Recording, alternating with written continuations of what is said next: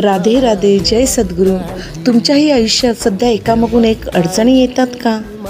एक समस्या संपत नाही तोपर्यंत दुसरी समस्या उभी राहते का? आणि मग मनातून एकच प्रश्न येतो, देवा माझीच परीक्षा का घेतोस?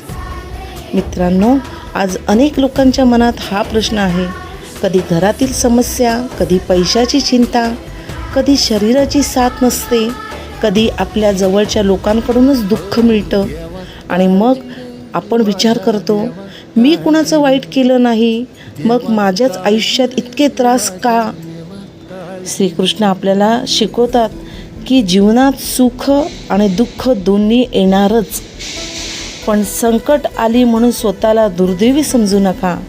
कारण अडचणी आपल्याला तोडण्यासाठी येत नाहीत, आपल्याला अधिक मजबूत बनवण्यासाठी येतात. जसं सोनं अग्नीत तापल्यावर अधिक शुद्ध होतं ना, तसं माणूसही संकटांमधून अधिक सामर्थ्यवान बनतो. कधी कधी आपण देवाला विचारतो, देवा माझ्यावरचा इतका भार का? पण कदाचित देवाला माहिती असतं, हा भार उचलण्याची ताकदही तुमच्याच मध्ये आहे. मित्रांनो, वाईट काळ कायमचा राहत नाही. रात्र कितीही काळी असली तरी सूर्योदय नक्की होतो. म्हणून आज अडचणी असतील तर धीर सोडू नका, स्वतःवरचा विश्वास सोडू नका आणि देवावरची श्रद्धा तर कधीच सोडू नका. जय सद्गुरू, जय श्रीकृष्ण. जर हा विचार तुमच्या मनाला स्पर्श करून गेला असेल तर कमेंटमध्ये देवाचं नाव नक्की लिहा.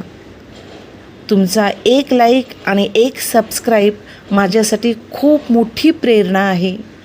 तुमच्या प्रेरणामुळेच आणि प्रेमामुळेच मी असे भक्तिमय आणि प्रेरणादायी व्हिडिओ घेऊन येत असते. उद्याच्या व्हिडिओमध्ये आपण जाणून घेऊ वाईट काळात मन शांत कसं ठेवायचं आणि अशा वेळी श्रीकृष्ण आपल्याला नेमकं काय करायला सांगतात. म्हणून पुढचा भाग पाहायला विसरू नका. जय सद्गुरू, जय श्रीकृष्ण.